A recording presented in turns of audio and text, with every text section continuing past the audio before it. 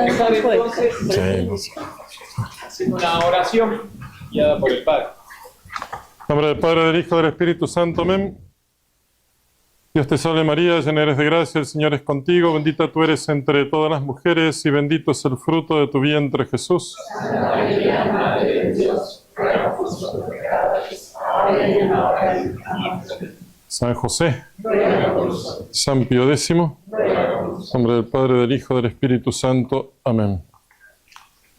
Me ha sorprendido. ¿Qué le sorprendió? Que no había una largura por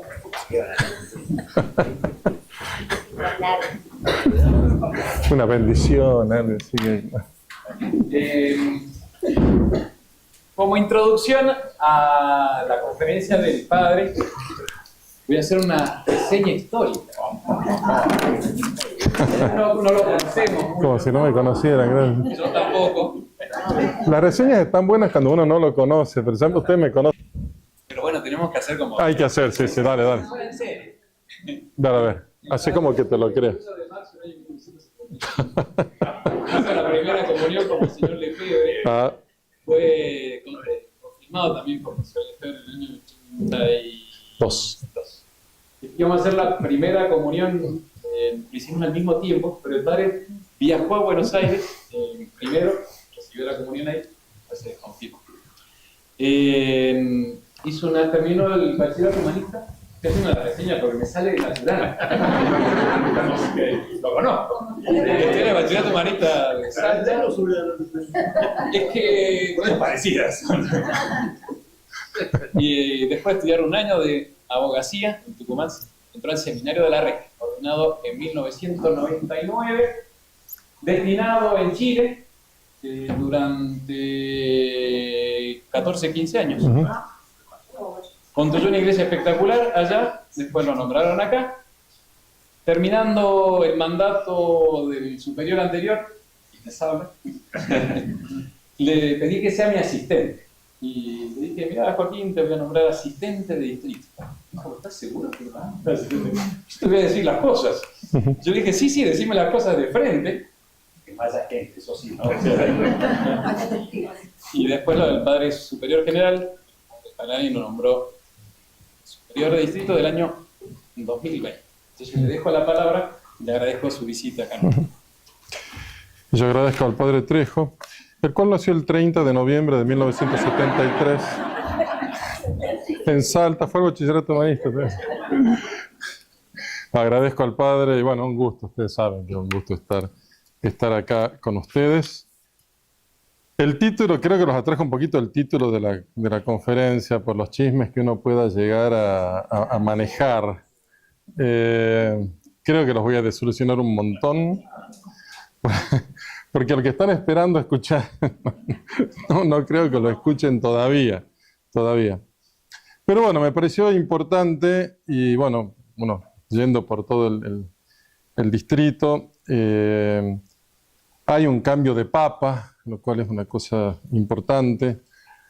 Estamos solamente con 2 obispos y hay por supuesto, se pregunta qué va a pasar, cuándo van a venir las consagraciones.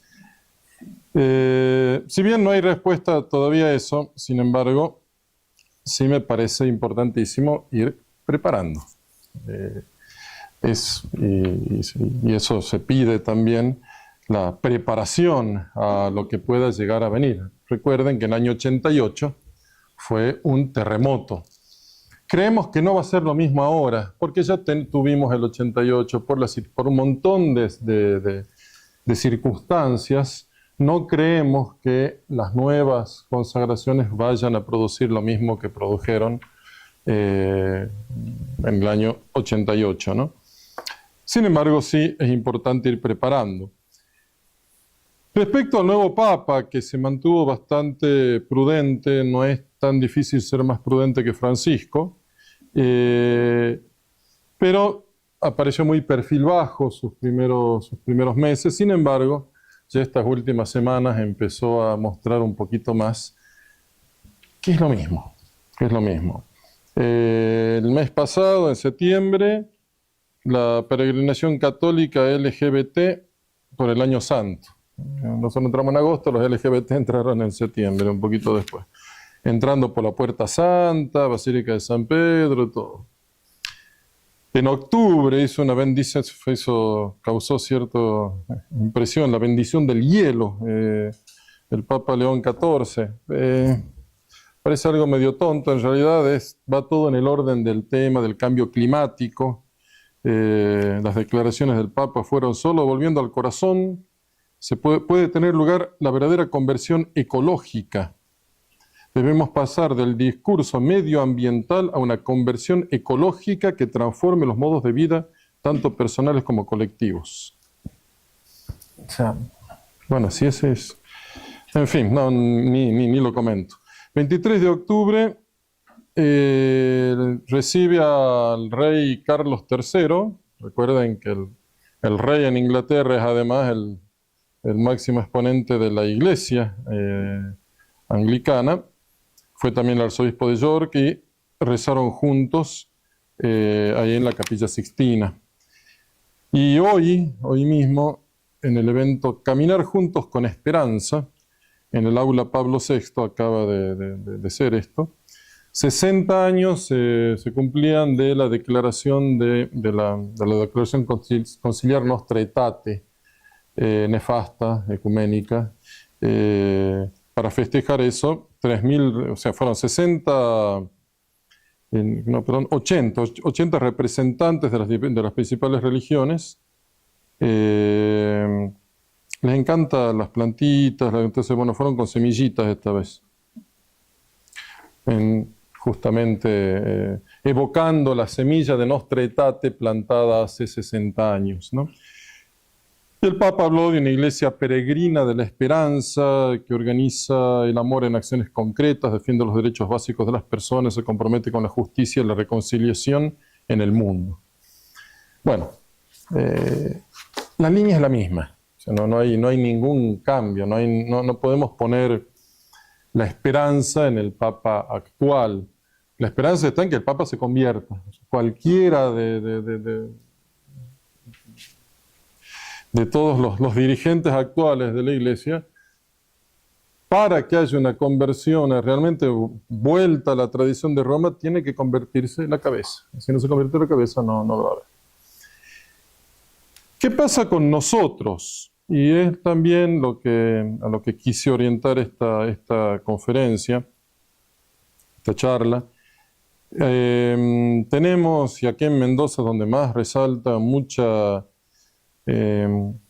gente que fue llegando, y eso es muy lindo verlo, el crecimiento aquí en Mendoza, el crecimiento interno es impresionante, no sé, 60, 50 bautismos por año, y el crecimiento externo, gracias a Francisco, gracias a la pandemia.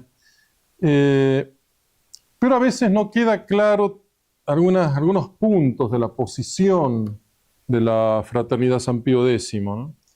Y cuando uno mira desde afuera es a veces medio difícil ver. Son católicos, pero están condenados, pero después se les levanta la condena, pero no están en plena comunión. ¿Qué significa plena comunión? Entonces, ¿cuál es la situación de la Fraternidad San Pío X, ¿no?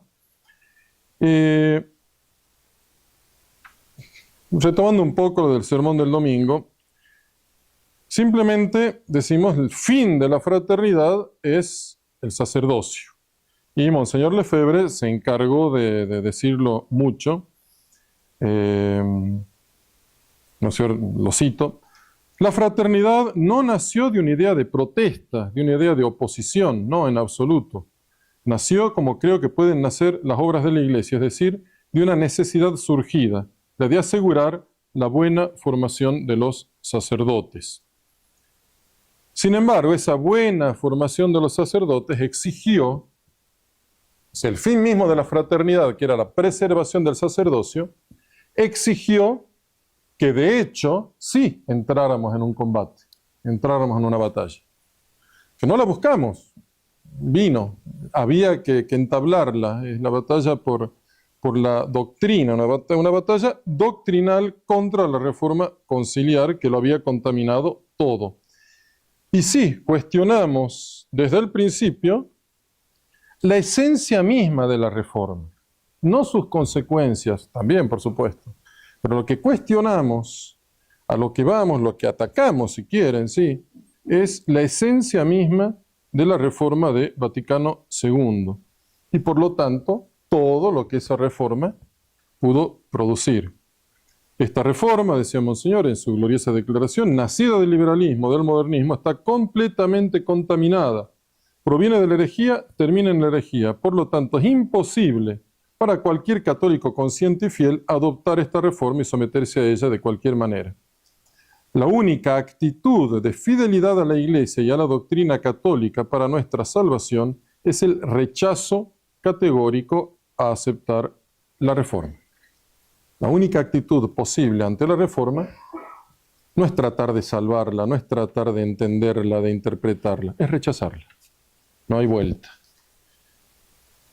Y estos últimos 60 años no han hecho más que confirmar las palabras de Monseñor. Esto que les leí tiene 50 años, la declaración del año 74, ¿no? La reforma es corrupta en sí misma, en los principios.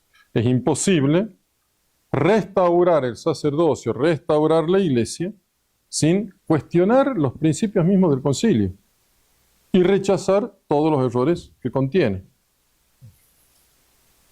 Y de hecho, vemos que todos los que se han esforzado por preservar las dos cosas, tradición y reforma, entonces el concilio bien interpretado, todo eso falló, ¿no?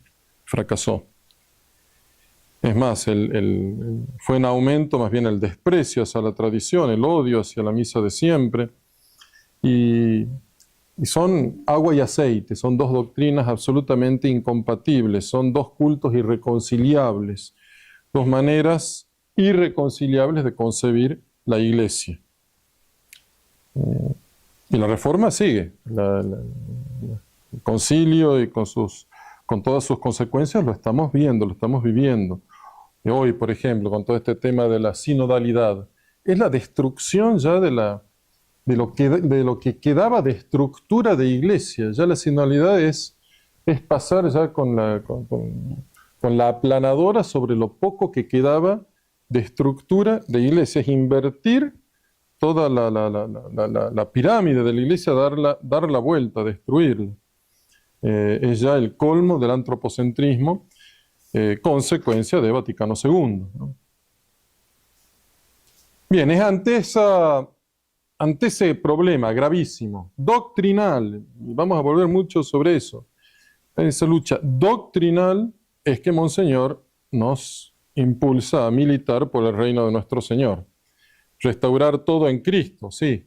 Empezando, lo dijimos, no voy a repetir el sermón, por el sacerdocio. Restaurar el santo sacrificio de la misa, restaurar la vida cristiana, que es la vida de Cristo. Restaurar la verdad católica, devolverle su esplendor. Bien, todo derivado, lo dijimos, de restaurar el sacerdocio. Se restaura el sacerdocio, se restaura todo. Fue a la médula, Monseñor Lefebvre.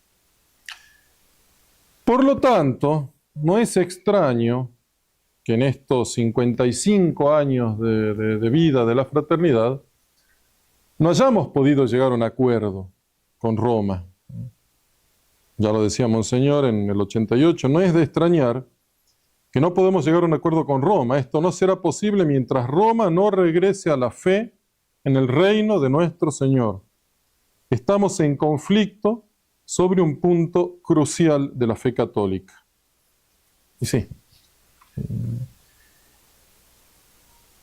Y a la vez, cada vez que quisieran hablar con nosotros, la respuesta fue la misma. Tienen que aceptar, o sea, el problema va a seguir mientras la fraternidad no acepte Vaticano II, lo cual no podemos de ninguna manera. Bien. Pero entonces me podrían decir, bueno, sí, lo que sea, pero la fraternidad tiene un problema. Porque la fraternidad San Pío X no tiene una posición regular, canónica, en la Iglesia. Los sacerdotes, los obispos de la fraternidad, ejercen su ministerio de una manera ilícita. Y ahí ya caímos en el sofisma.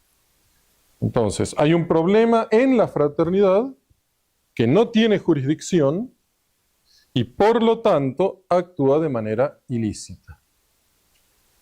Y ya si yo planteo eso, yo sé que algunos fieles quizás me sabrán responder algo, pero no sé si exactamente lo que hay que responder. Muchos, la mayoría van a decir, ¿qué me importa?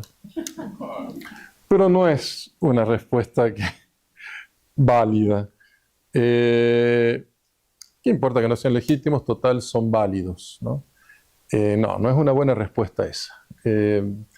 Y sí es importante, y a eso también quiero ir, que sepamos por qué esa objeción es falaz, esa objeción no tiene curso. Ustedes no tienen jurisdicción, ustedes, sacerdotes de la fraternidad, ustedes no tienen jurisdicción, por lo tanto actúan, obran de manera ilícita. ¿Cuántas veces lo han escuchado eso? Que de hecho fue el único argumento. Desobediencia, bueno, era eso, ustedes son desobedientes, ustedes no tienen jurisdicción, ustedes tienen que obedecer, porque no tienen jurisdicción, no tienen derecho a hacer lo que están haciendo. Bien. Y podríamos empezar a responder con el derecho canónico, que nos ampara, cómo la Iglesia suple la jurisdicción. Pero antes de eso, y casi no voy a tratar eso porque quiero volver a la médula del problema, porque esa objeción hace que se desvíe el punto del conflicto. El problema está en la divergencia doctrinal. Volvamos a la doctrina. Entonces, no dejemos que el opositor, que el oponente me lleve a un plano eclesial, canónico, antes de resolver el tema doctrinal. O sea, no entreguemos la bandera. El problema es doctrinal. No me han resuelto eso y me llevan... Sí, es todo una herejía el Vaticano II, pero ustedes son desobedientes. A ver, pará. O sea, vamos al problema, en serio, vamos al problema doctrinal. Y en ese plano, en el plano doctrinal, la que plantea el problema no es la fraternidad sacerdotal San Pío X. El problema lo tiene Roma. La situación de la fraternidad, el castigo a la fraternidad, las sanciones a la fraternidad, son consecuencias de lo otro. Y si la fraternidad puede aparentemente plantear un problema canónico, eclesial, llámenlo como sea, es en primer lugar porque Roma plantea un problema doctrinal. Y me tratan de dar vuelta el argumento. El problema, y pongamos ese principio clarísimo, el problema no lo tenemos nosotros, el problema no lo tiene la fraternidad sacerdotal San Pío X. El problema es la divergencia doctrinal, pero es un problema de esta Roma de tendencia neoprotestante y neomodernista. La unidad de fe es el principio y fundamento de la unidad de gobierno. Repito, la unidad de fe es el principio, es el fundamento de la unidad de gobierno. Por lo tanto, una divergencia en el plano de la fe necesariamente me va a provocar un conflicto en el plano del gobierno. Tengo que desobedecer. Para obedecer, realmente tengo que desobedecer. Aparentemente desobedecer. Claro, a los ojos de la Roma actual, que cree que está en una primavera de la fe, la fraternidad permanece en una situación ilegítima, sí, pero la jerarquía está viendo mal. No estamos en una situación ilegítima. Entonces, el problema no es, y es curioso cómo uno termina defendiéndose como si el problema... El problema es que la fraternidad rechaza el Vaticano II. No, el problema es que ustedes lo aceptan. Ustedes Roma, no ustedes. No es que yo rechazo el Vaticano el problema es que Roma está aceptando el Vaticano y lo está aplicando. Ese es el problema. No me desvíen el asunto. La fraternidad está sana.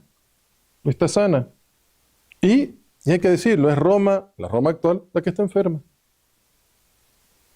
Y cuando un enfermo niega su propia enfermedad, es muy común que acuse al sano de estar enfermo, ¿no? Y esto es importantísimo, es muy importante este punto, porque tantos que tratan de buscar una situación canónica, tantas congregaciones o curitas que hay dando vuelta, y hasta escrúpulos canónicos, que vamos a ver, claro que es necesario y importante, pero no desviemos el foco, el eje del problema. Hace poco se escribió un libro en contra de la fraternidad, y dando un montón de argumentos, todos falacias y errores históricos, litúrgicos, doctrinales, errores de todo tipo en la acusación. Pero lo que más impresionaba es que el autor del libro en ningún momento mencionaba la crisis de gente conservadora, ¿no? En fin, en ningún momento hablaban de la crisis de la iglesia. No, la fraternidad, esto, pero en la respuesta, no sé si alguno de ustedes la leyó, el doctor Tomás González Pondales de San Luis, que escribe el libro, que debe estar en venta en librería, Un gran incendio. Y me encantó la imagen, por eso la quiero contar para los que no lo leyeron ya en el mismo prólogo. El mismo prólogo ya destruye todo el libro del atacante.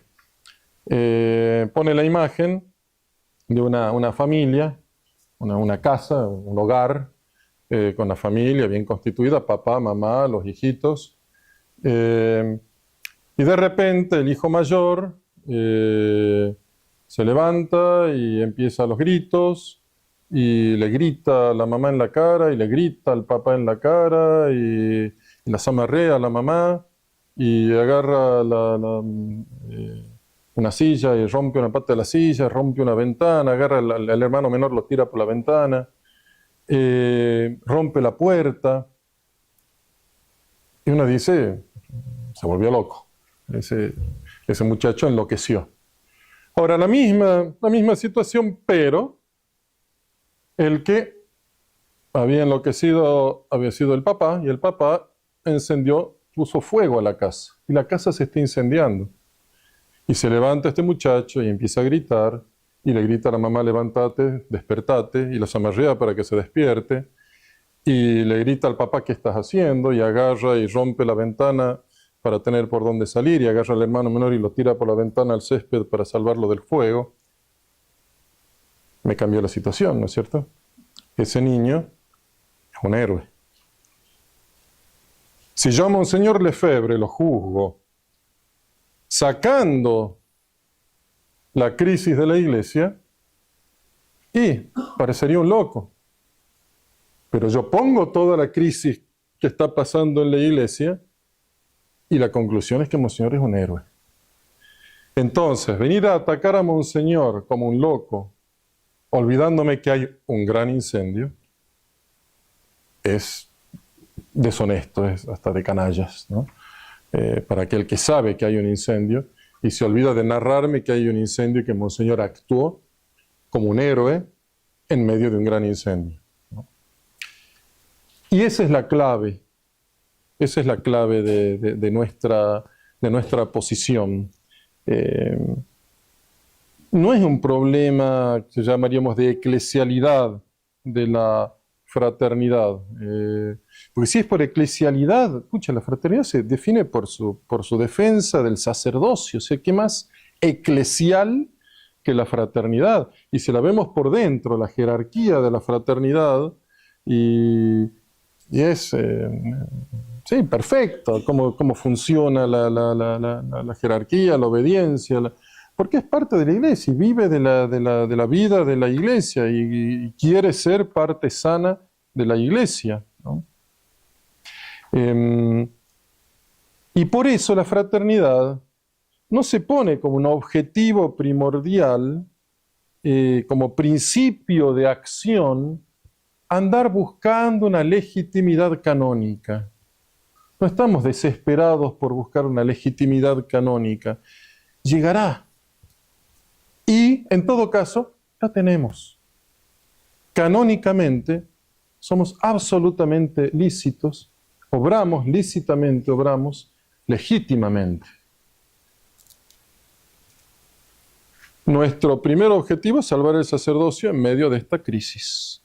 Y tenemos que, sí, oponernos a los errores y, sobre todo, pasa a ser un fin doctrinal. Y por eso la fraternidad no tenemos que andar albergando complejos de culpa de nada. Y andar diciendo, bueno, tengo que andar justificándome de por qué estoy obrando y por qué estoy rezando la misa. Y es de locos eso. Tenemos jurisdicción, estamos dentro del orden de la iglesia, estamos tratando de ayudar a salvar la iglesia en este incendio. No tenemos que andar con ningún tipo de complejo. La fraternidad es absolutamente legítima y absolutamente regular. Es más, desde la Roma actual, si uno se pone, si lo pensamos realmente, que Roma nos diera de repente la jurisdicción así absoluta y plena, entiéndanme, pero no nos cambia nada internamente. No nos cambia nada, porque la tenemos. Externamente sí, claro, porque me saca los fantasmas. Es como cuando estábamos excomulgados, que no lo estábamos, ¿no? Entonces estaba en la excomunión. ¿Qué me cambió que me levanten la excomunión? ¿Qué me cambió? A mí, a nosotros, nada. Nada, internamente nada.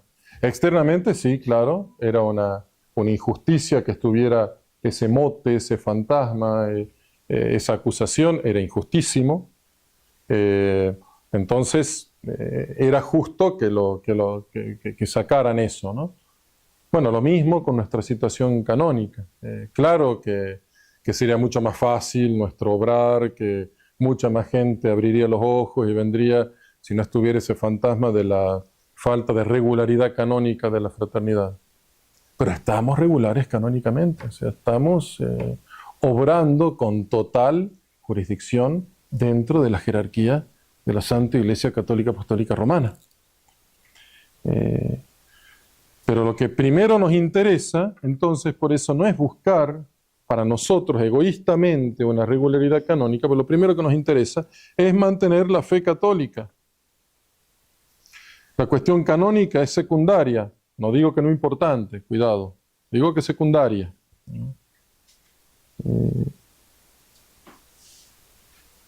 Y el problema va a seguir mientras Roma actual quiere imponer a la fraternidad la adhesión a Vaticano II.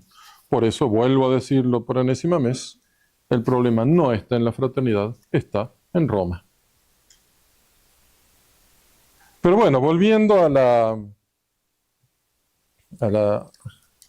respuesta de muchos de nuestros fieles, ¿qué me importa la jurisdicción, padre? Ustedes, yo los sigo donde sea, ustedes están regulares y bueno, hay que tener cuidado porque hay que saber un poco responder que sí tenemos ante esa objeción. Ustedes, cuando dicen eso, bueno, hasta uno llega a decir, bueno, un cura mediático, la fraternidad hace todo válidamente, pero ilícitamente.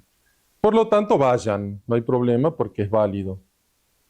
Eso es una barbaridad, es una barbaridad.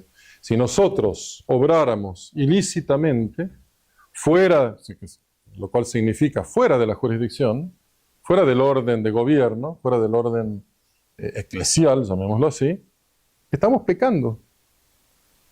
Cada misa que yo celebrara fuera de la jurisdicción sería un pecado grave. Y cada misa que ustedes asistieran sería un pecado grave.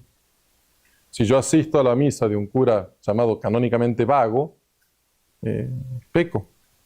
Por más que sea válida la misa, no puedo.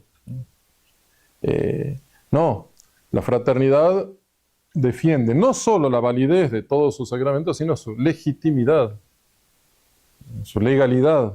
Estamos dentro del marco legal y canónico, ¿no? ¿Cómo funciona la cosa? Lo digo rápido. Los tres poderes de la Iglesia, ustedes ya lo saben, los tres munus. El poder de magisterio, el poder de enseñanza, son los tres poderes de nuestro Señor, que se los da a su Iglesia y por lo tanto a sus sacerdotes. El poder de magisterio, el poder de enseñar. El poder de orden, que es el poder de santificar, por el cual el sacerdote puede administrar los sacramentos y ustedes se pueden santificar por los sacramentos. Pero a veces muchos quedan ahí como que con eso ya bastara. No, está el poder que en cierto modo es el principal, que es el poder de jurisdicción, por el cual el sacerdote obra unido a nuestro Señor, como ministro de nuestro Señor, en el pastoreo de los fieles, en llevar a los fieles a Dios. Es por lo cual ustedes lo llaman padre al sacerdote. Por ese, de hecho, el poder más grande en toda la Iglesia y por tanto en el mundo entero es un poder de jurisdicción, que pasa por encima aún del poder del orden. El Papa no es un poder de orden, el papado, es un poder de jurisdicción. El Papa es obispo. En cuanto al orden, ya llegó al tope, al ser obispo. El cardenal y el Papa son poderes de jurisdicción. Un ejemplo también gráfico es en la fraternidad. Tenemos obispos, pero tenemos también al superior general. El superior general en este momento es un sacerdote, que no es obispo, el padre Pagliarani. El padre Pagliarani es sacerdote, no es obispo. En cuanto al poder de orden, es inferior a Monseñor Felé o a Monseñor de Galarreta, que son obispos. Sin embargo, el padre Pagliarani manda a Monseñor Felé y a Monseñor de Galarreta, porque es el superior general, es la máxima autoridad en la fraternidad, que son poderes distintos, ¿no? Bien, todo sacerdote debe funcionar y debe obrar con el poder de jurisdicción, si no está obrando fuera del orden de Cristo, fuera del orden de nuestro Señor. Y uno termina siendo un palo seco y no está transmitiendo realmente, no está siendo transmisor de nuestro Señor. Nosotros en la fraternidad sacerdotal San Pío X obramos con la jurisdicción completamente normal, entiéndanme, no la jurisdicción ordinaria, porque esa es la que nos robaron, pero sí con lo que llamamos una jurisdicción extraordinaria. Entonces, hay algo que gatilla que esa jurisdicción ordinaria que me quitan, es verdad que la jurisdicción normal, ordinaria, el obispo que me la tendría que dar no me la da, me la robó. Ustedes podrían decir, bueno, está bien, fue injusto, me robaron el auto, es injusto, pero no tengo el auto. Viene nuestro Señor y me tira de arriba un Ferrari, ¿no? Porque es así, es jurisdicción extraordinaria, gatillada por, y ahí está el punto, el estado actual de la Iglesia, ¿no? Dice Monseñor Lefebvre: observando que en países enteros los obispos ya no ejercen su autoridad para asegurar la transmisión fiel y exacta de la fe y de la gracia, y observando incluso que Roma parece aprobarlos tácitamente, un obispo tiene el deber de hacer todo lo que esté a su alcance para que la fe y la gracia se transmitan a los fieles que legítimamente las reclaman. Monseñor observa los hechos. Entonces, es independiente de mi deseo. Sí, yo quisiera que la Iglesia esté bien, pero no está. Es un hecho que hay un problemón, que hay un incendio. Es un hecho que hay un incendio. En lugar de ceder a un optimismo peligroso, nuestro fundador constata la realidad. tiene el deber, un obispo, de hacer todo lo posible para asegurar que la fe y la gracia se transmitan a los fieles que legítimamente las exigen. Por lo tanto, un obispo y los sacerdotes fieles se ven en la necesidad de compensar las graves deficiencias espirituales que el modernismo socava, que el modernismo mata. Pero no solamente se trata de compensar una simple carencia, sino también proteger a los fieles de una predicación errónea que conduce a la pérdida de la fe y de la moral. Y por lo tanto, en la declaración, Monseñor va a decir: por eso es imposible para cualquier católico consciente y fiel adoptar esta reforma y someterse a ella de cualquier manera. La única actitud de fidelidad a la Iglesia y a la doctrina católica para nuestra salvación es el rechazo categórico a aceptar la reforma. Entonces, el estado de necesidad objetivo, no nos lo estamos inventando, larguísimo, lleva 60 años este estado de necesidad, está ahí, el incendio sigue. No solamente me lleva a la necesidad de compensar la grave renuncia de los pastores, sino proteger a las ovejas del veneno de la doctrina y de la moral que traen las reformas conciliares. Y es importante también ver eso. A veces también me quieren llevar el problema a la condena. No, el problema es que se condenó a la fraternidad, entonces tenemos un problema. Y, aunque la fraternidad no hubiera sido condenada, aunque nunca hubiera llegado una condena a la fraternidad, el estado de necesidad está lo mismo, está ahí. Aunque no nos hubieran quitado la jurisdicción ordinaria, el estado de necesidad está, porque está Vaticano II y todas sus consecuencias, lamentablemente. Y para todo católico hubiera sido absolutamente necesario rechazar la reforma y someterse a ella. Por lo tanto, la obligación de parte de los fieles de recurrir a sacerdotes que prediquen la verdadera fe, que denuncien públicamente el error y que celebren los ritos de siempre y enseñen la moral católica. Ustedes imagínense que nosotros, escudados en una supuesta falta de situación regular canónica, les dijéramos: no, ¿saben qué, muchachos?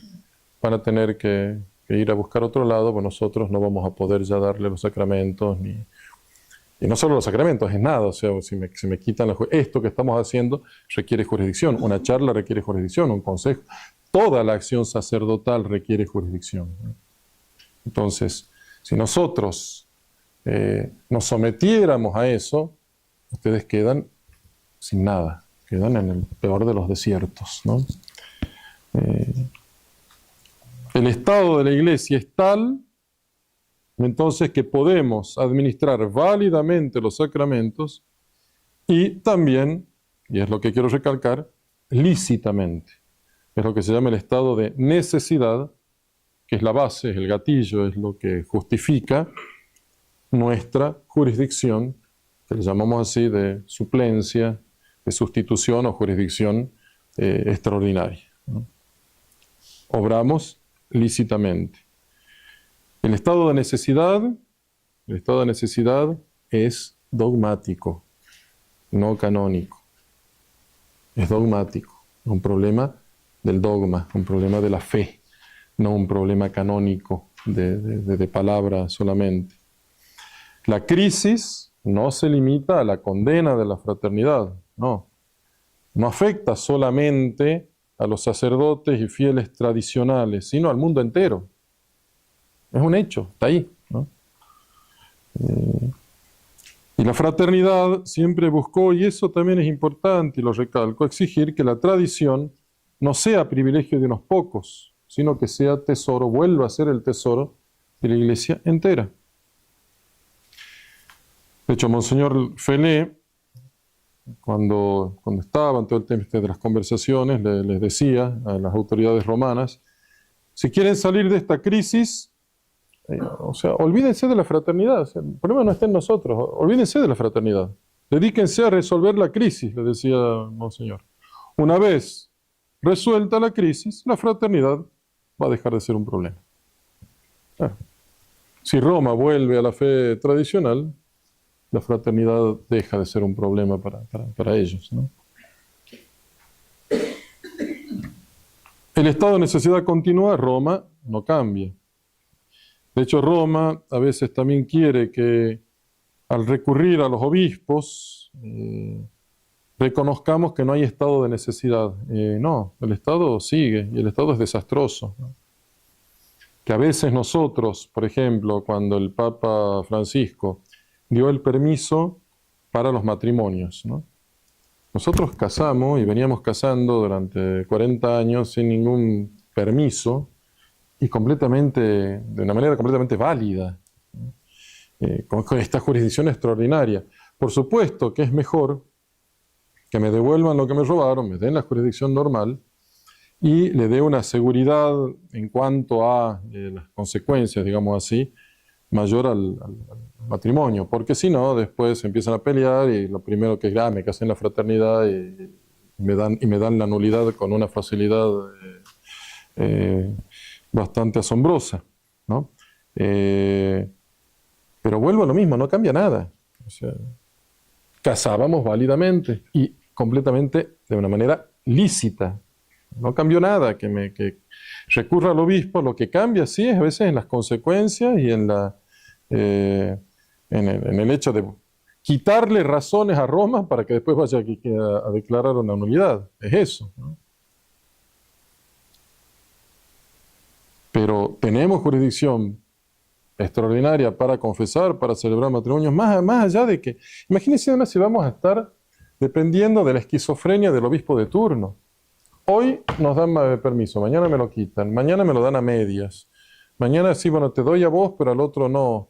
Y es así, y de hecho, si nos limitamos a las jurisdicciones para matrimonio que nos fueron dando los obispos, por ejemplo, en Martínez yo tengo, el padre Blandón tiene, el padre Camargo no tiene, el padre Sonana no tiene, y acá no sé si, acá ninguno tiene, acá están todos fuera de regla, o sea, acá son todos inválidos los matrimonios, porque Colombo no nos odia, y bueno, y así, o sea, si vamos a depender estamos fritos, ¿no?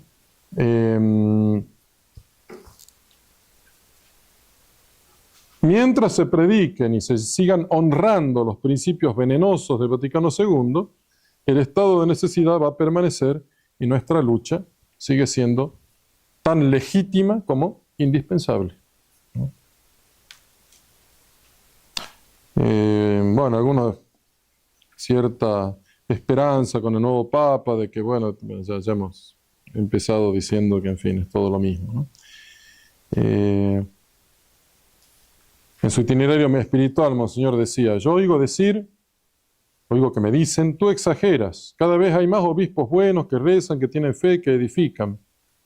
Aunque fueran santos, al admitir la falsa libertad religiosa y por ende el Estado laico, el falso ecumenismo y por ende la admisión de varias vías de salvación, la reforma litúrgica y por ende la negación práctica del sacrificio de la misa, los nuevos catecismos, con todos sus errores y herejías, contribuyen oficialmente a la revolución en la Iglesia y a su destrucción.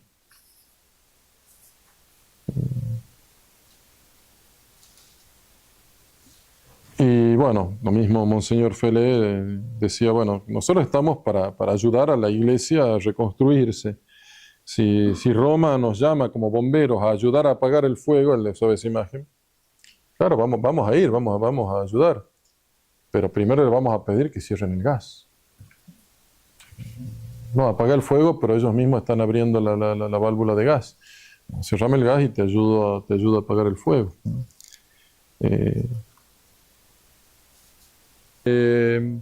Y bueno, y así, o sea, si vamos a depender estamos fritos, ¿no?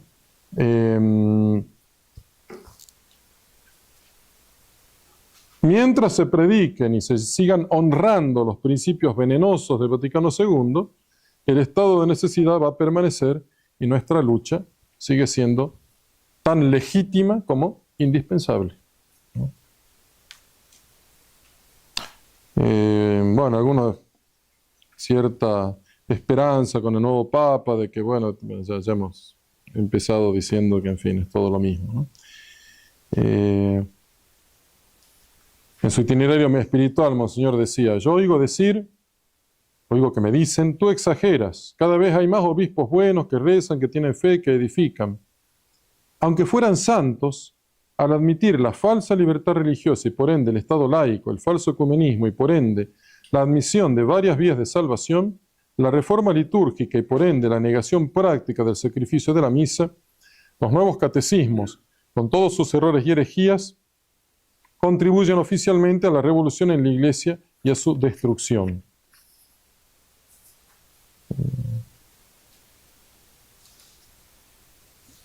Y bueno, lo mismo Monseñor Fele decía, bueno, nosotros estamos para ayudar a la Iglesia a reconstruirse. Si Roma nos llama como bomberos a ayudar a apagar el fuego, el de esa imagen, claro, vamos a ir, vamos a ayudar. Pero primero le vamos a pedir que cierren el gas. No, apaga el fuego, pero ellos mismos están abriendo la válvula de gas. Cerrame el gas y te ayudo a apagar el fuego.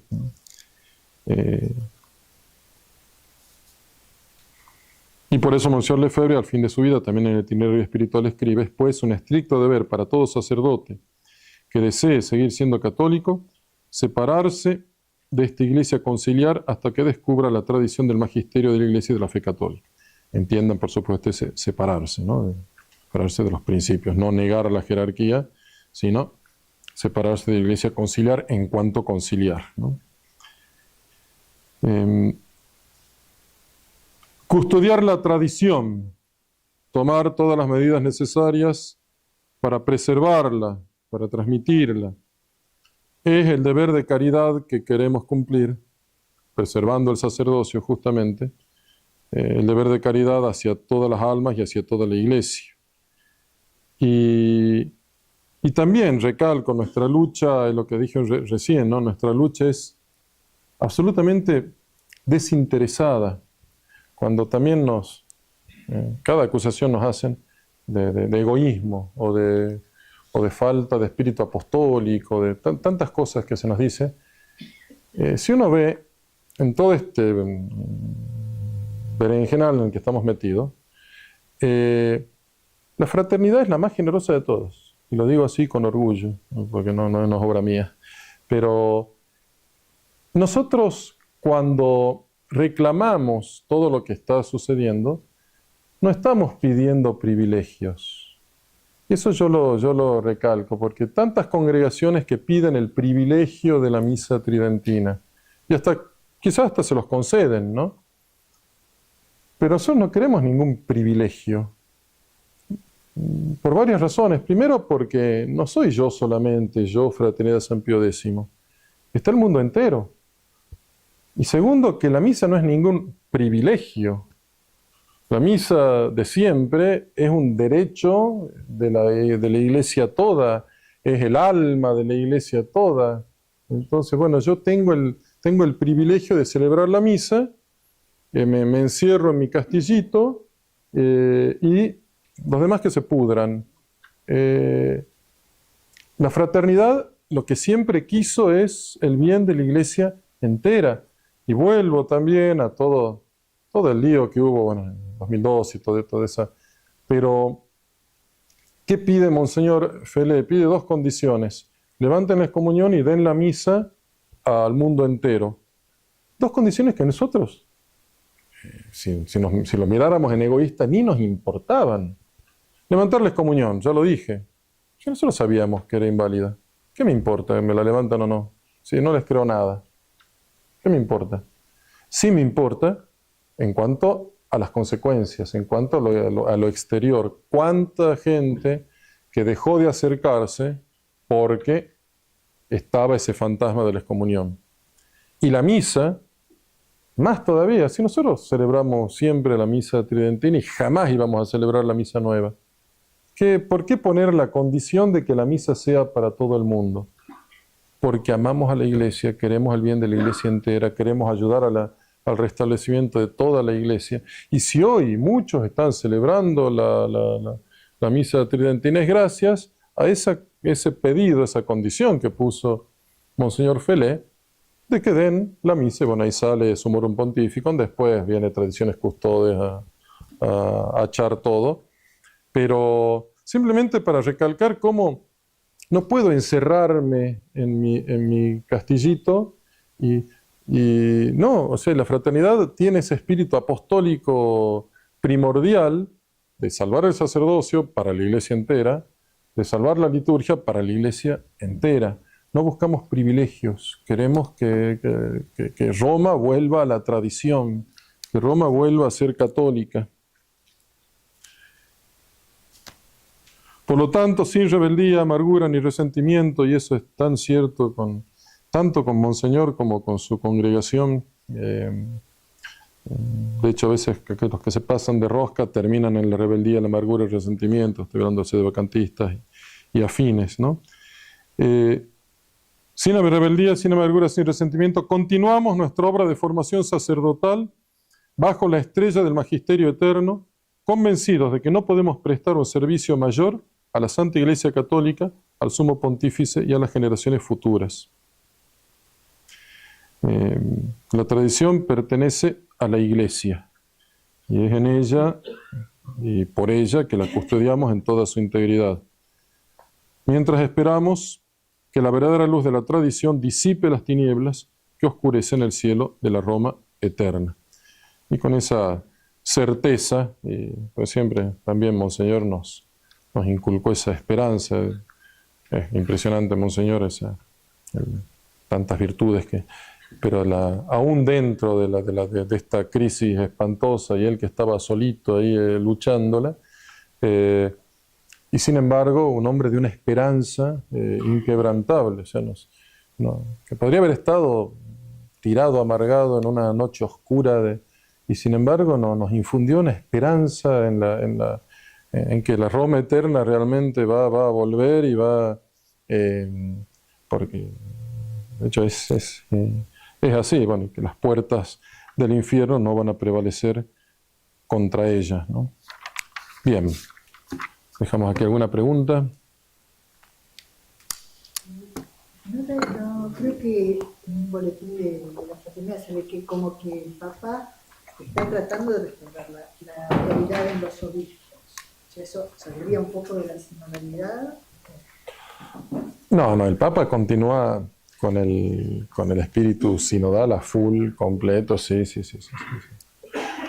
Tiene cosas, bueno, ahora permitió la misa, creo que antes de ayer, la misa en San Pedro, Cardenal Burke, que el sábado, ¿no? El sábado.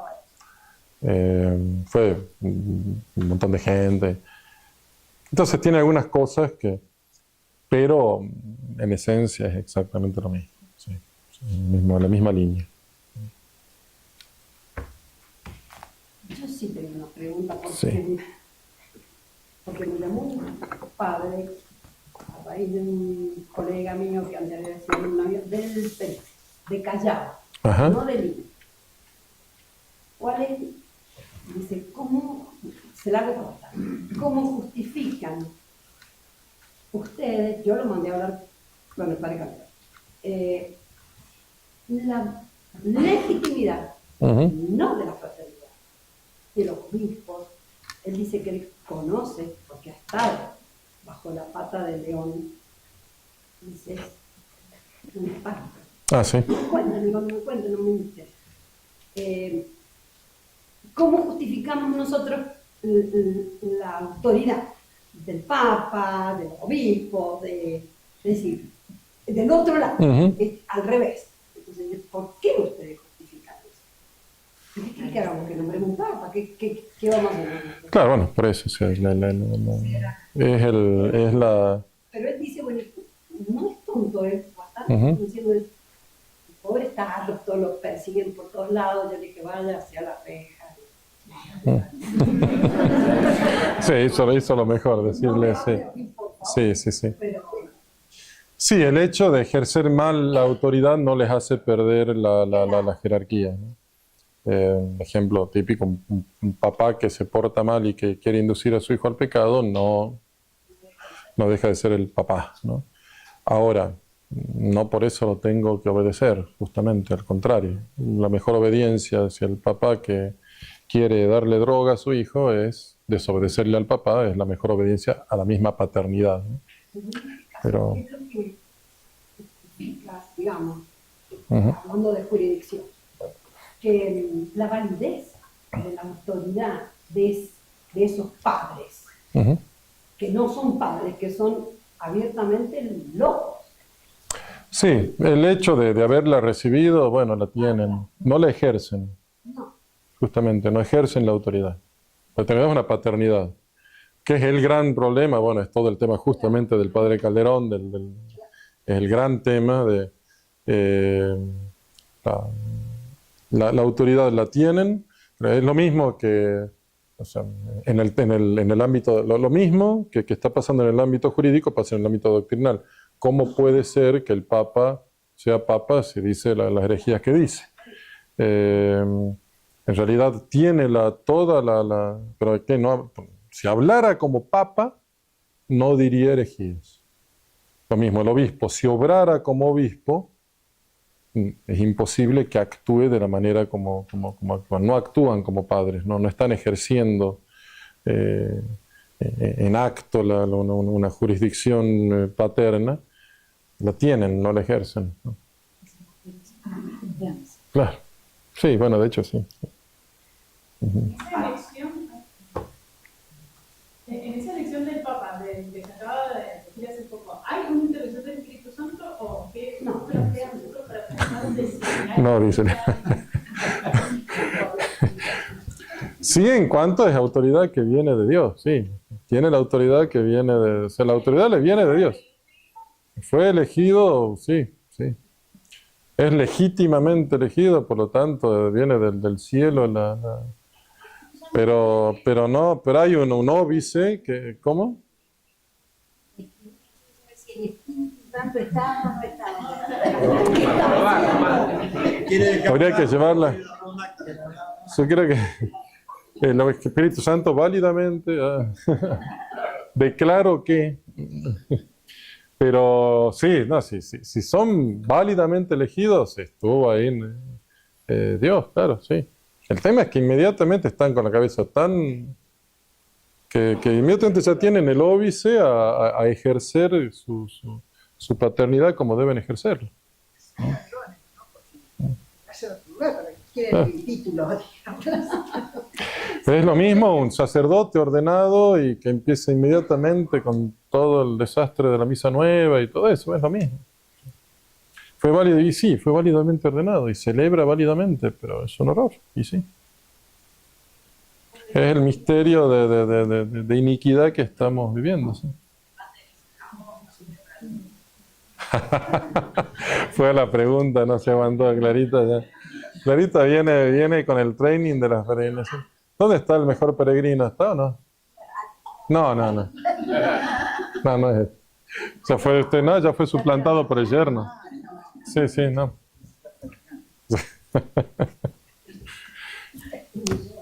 Bien, soy el padre. ¿Alguien más? Lo que no quería hablar, ¿van a pedir 6 obispos para que no den 2?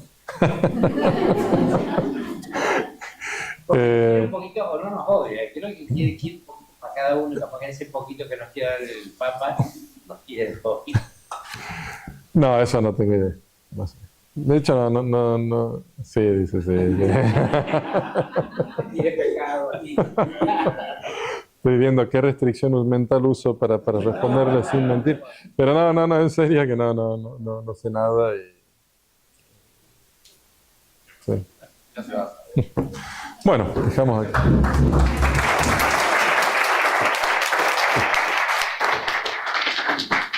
En nombre del Padre, del Hijo y del Espíritu Santo. Amén. Gloria al Padre, al Hijo y al Espíritu Santo. San José, San Pío X, en nombre del Padre, del Hijo y del Espíritu Santo. Amén.